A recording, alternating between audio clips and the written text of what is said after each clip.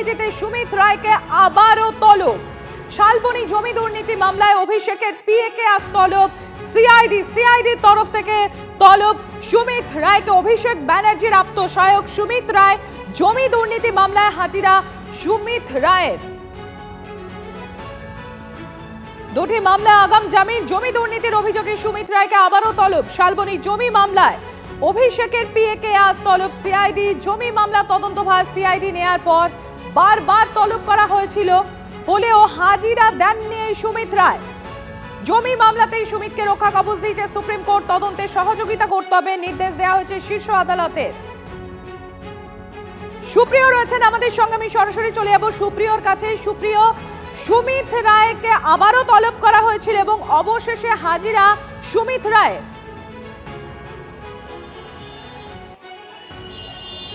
দেখো, সিআইডির তরফ থেকে কিন্তু এই প্রথমবার তাকে তলব করা হলো এবং সেই তলবে আজ সকাল 10টার মধ্যে ভবানী ভবনে সিআইডি যে দপ্তর রয়েছে সেখানে হাজিরা দেওয়ার নির্দেশ দেওয়া হয় এবং সেই মতোই আমরা যেটা দেখলাম যে 10টা বাজার কিছু সময় আগেই সুমিত রায়, অভিষেক বন্দ্যোপাধ্যায়ের আত্মসহায়ক, তিনি ভবানী ভবনে সিআইডির যে দপ্তর সেখানে এসে পৌঁছেছেন এবং সেক্ষেত্রে আমরা যেটা জানতে পারছি যে আর কিছু সময় পরেই কিন্তু আজকের এই যে জিজ্ঞাসাবাদ শালবনীর জমি দুর্নীতি মামলাতে বা জমি কেলেঙ্কারি মামলাতে, সেই মামলাতে জিজ্ঞাসাবাদ শুরু হবে।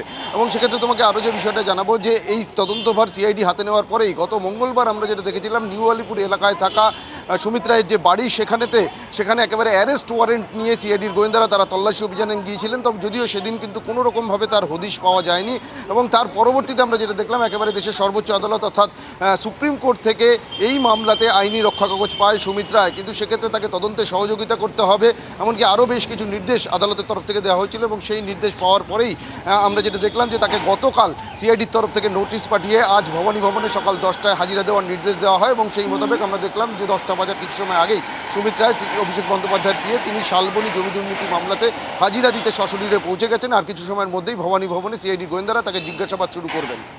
সুপ্রিয়, একেবারে আমাদের এই খবরের দিকেই নজর থাকবে, তুমি সঙ্গে থাকো। একবার আপনাদের সামনে আমরা তুলে ধরবো এই সুমিত রায়কে অভিষেক বন্দ্যোপাধ্যায়ের ব্যক্তিগত সহকারী, ছায়া সঙ্গী, অত্যন্ত বিশ্বাসভাজন, তহবিল এবং অর্থ লেনদেনে গুরুত্বপূর্ণ ভূমিকা, এমনকি তৃণমূল কংগ্রেসের অভ্যন্তরে তার প্রভাব নিয়েও বহুবার প্রশ্ন উঠেছে।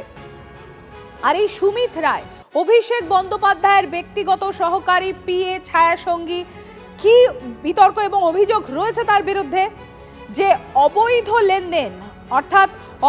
লেনদেন এবং তোলাবাজির অভিযোগ রয়েছে, বিভিন্ন প্রকল্প এবং টেন্ডার পাওয়ানোর ক্ষেত্রে প্রভাব খাটানোর অভিযোগ রয়েছে অভিষেক ব্যানার্জির এই আত্মসহায়ক সুমিত রায়ের বিরুদ্ধে।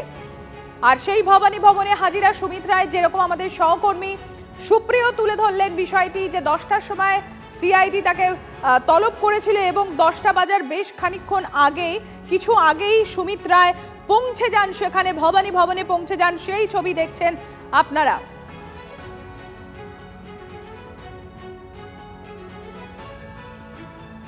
শীর্ষ আদালতের তরফ থেকে সকাল 10টা থেকে সন্ধ্যে 6টা পর্যন্ত জিজ্ঞাসাবাদে অনুমতি পাওয়া গিয়েছে এবং সুপ্রিম কোর্টের সুপ্রিম নির্দেশের পরই গতকাল সুমিত রায়ের বাড়িতে পৌঁছে যায় সিআইডি এবং সেখানে গিয়ে সিআইডি টিম তাকে নোটিশ দিয়ে আসে। সুপ্রিয়র কাছে একবার যাব। সুপ্রিয়, এর আগেও কিন্তু একাধিকবার তলব করা হয়েছে এই সুমিত রায়কে, তিনি হাজিরা দেননি, তাকে প্রকাশ্যে দেখা যায়নি এবং সেই নিয়ে রীতিমতো আমরা বিতর্ক হতেও দেখেছিলাম। অবশেষে দেখা গেল সিআইডির তলবের পর ভবানী ভবনে পৌঁছলেন অভিষেক বন্দ্যোপাধ্যায়ের এই আত্মসহায়ক।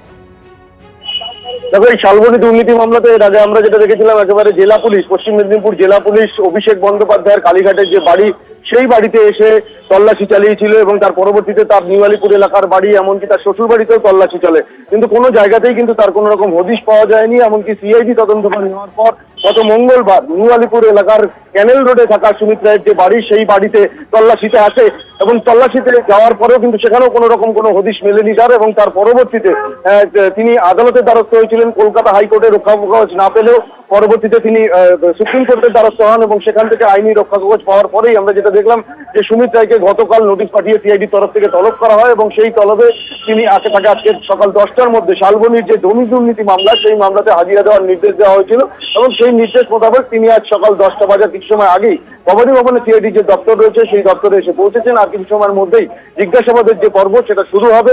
মূলত এই যে জমি দুর্নীতি মামলা বা জমি কেলেঙ্কারির যে তদন্ত, সেই তদন্তে তাকে জিজ্ঞাসাবাদ করবেন তদন্তকারীরা, তার স্টেটমেন্ট রেকর্ড করা হবে। এবং তোমাকে আরো যে বিষয়টা জানাবো যে প্রাক্তন বিধায়ক সুজয় হাজরা, তিনিও কিন্তু এই মামলাতে প্রথম গ্রেপ্তার হয়েছিলেন জেলা পুলিশের হাতে, এবং তাকে জিজ্ঞাসাবাদ করে কিন্তু সুমিত রায়ের নাম সামনে উঠে আসে এবং তারপরেই কিন্তু তার খোঁজে তল্লাশি শুরু হয়। গত 13ই জুন থেকে সুমিত রায়ের খোঁজে বিভিন্ন জায়গাতে পশ্চিম মেদিনীপুর জেলা পুলিশ তল্লাশি চালায়, এমনকি তার নামে লুকআউট নোটিশও জারি হয়েছিল। এবং পরবর্তীতে সিআইডি তদন্তভার নেওয়ার পরে একেবারে গ্রেপ্তারি পরোয়ানা নিয়ে মিয়ালুপুর এলাকায় থাকা সুমিত রায়ের বাড়িতে তল্লাশি অভিযান চালায়, সেখানেও তার কোনো হদিশ মেলেনি। অবশেষে আইনি রক্ষা কবচ পাওয়ার পর শুধু আইনি রক্ষা কবচ নয়, তার পাশাপাশি তাকে তদন্তে সব রকম ভাবে সহযোগিতা করতে হবে সেই নির্দেশও কিন্তু দেশের শীর্ষ আদালতের তরফ থেকে দেওয়া হয়েছে। এবং সেই নির্দেশ পাওয়ার পরেই কিন্তু আমরা যেটা দেখলাম যে সুমিত রায় সকাল 10টা বাজার কিছু সময় আগেই ভবানী ভবনে সিআইডি যে দপ্তর সেখানে এসে পৌঁছেছেন। আর কিছু সময় পরেই কিন্তু জিজ্ঞাসাবাদের যে প্রক্রিয়া সেটা শুরু হবে বলেই আমরা সিআইডি সূত্রে জানতে পারছি। ধন্যবাদ সুপ্রিয়, আমাদের নজর থাকবে সেদিকে। টিভি9 বাংলা সুস্বাস্থ্য 2026। যাদের হাতে আমাদের প্রাণ, তাদের জানাই সম্মান। যে চিকিৎসকরা আমাদের জীবনটাকে ঘিরে রেখেছেন তাদের সম্মান জানাবো আমরা। টিভি9 বাংলা হেলথ কনক্লেভ, পুরস্কার যেগুলো দিচ্ছেন তার জন্য চিকিৎসকরা উদ্বুদ্ধ হয়। স্বাস্থ্য পরিষেবায় সেরার সম্মান। দেখুন টিভি9 বাংলা সুস্বাস্থ্য, শনিবার বিকেল 5টা বেজে 25 মিনিটে টিভি9 বাংলায়। টিভি9 বাংলা, না দেখলেই নয়।